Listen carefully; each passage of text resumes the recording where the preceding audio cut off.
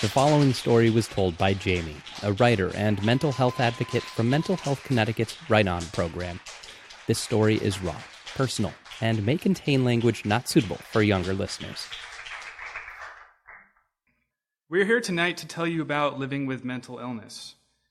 And inevitably, that means falling in and out of love. Now, this might go without saying, but relationships are insane.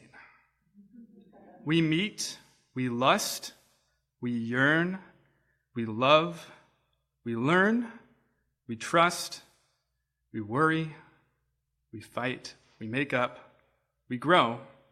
Sometimes we last, sometimes we don't. Love and fear are inextricably linked. It's a tug of war. And I've already got that going as it is. I have bipolar. It's a living. I found you in a crowded room. I sniffed you out. Or did some part of you that couldn't be held inside drift into the air and find me? The chaos dropped out. A spotlight swung in. There was tension and heat and a sudden feeling of something about to happen. The tide receded. The bulb prepared to blow. A single note rang out and filled the room. It was serendipity. My therapist is quick to write this off as delusion. Maybe that's what I want to hear, what I need to see. But either way, you were there, leaning against the wall, silent. You were the one I picked. It's not a romantic thought now. I hadn't thought of that moment in ages. I just blocked it out. And I know that I compartmentalize, pack the painful things away like boxes in the attic. It's normal to move on. The trauma made it hard to cull the good from the bad, and I don't even know what's up there now. But I didn't get rid of you. I couldn't. And now you're here in my house. I want to pick you up, pull you to my chest, dance around the floor with you in my arms, but I'm afraid. To lust, to love, to yearn, to learn, to trust, to ache, to fear, to crave, to shame, to crumble, all in a day's work. I'm on both ends of the rope, pulling and pulled, and all along my poor heart is tied at the center, wrenched back and forth. Your voice rings out and echoes.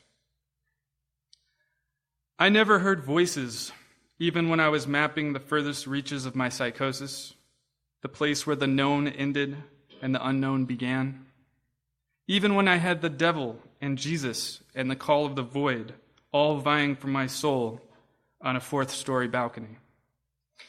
But I wonder, when I was wandering barefoot through the alien streets, reciting mantras that would disappear in a moment forever, like mandalas in the sand, if I closed my eyes and from 1,000 miles away heard you, clear as a bell.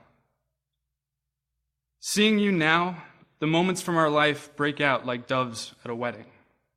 We were kids, messing around, whispering to each other, fumbling around in the darkness of my bedroom.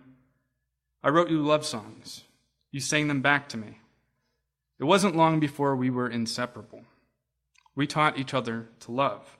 You were my first. I carried on. I played normal. The intimate coffee dates, late nights at the bar. I introduced you to my crew. You were one of us. That's all I wanted, to belong for so long. When I was a kid, I didn't feel any different. I felt the same, but I couldn't understand relationships. How did people know people, trust people, and be people all at once? And for years, for decades, for lifetimes, how did they survive the merciless onslaught of feelings, which struck at the tethered heart like a great eagle? And every day, the heart would grow back with vigor and blind hope as they waited for the feeling to return.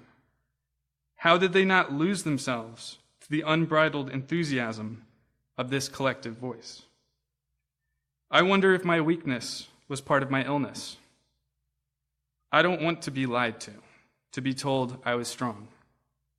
I turned my back on normal, And then there was you. And I didn't have to tell you. I didn't have to swallow my shame and wait for the right moment. Wait until I was sure enough that you could handle it.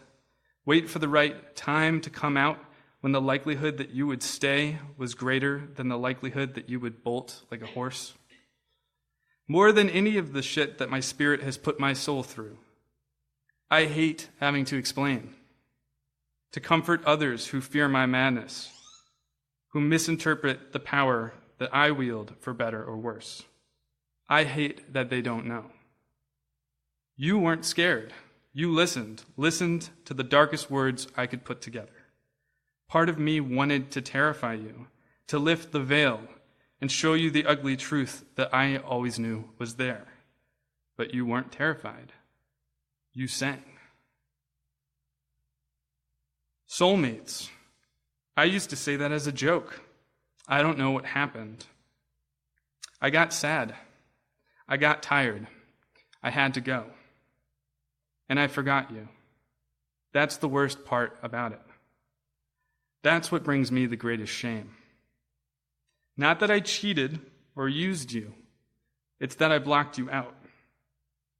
My therapist says it's something to do with object permanence.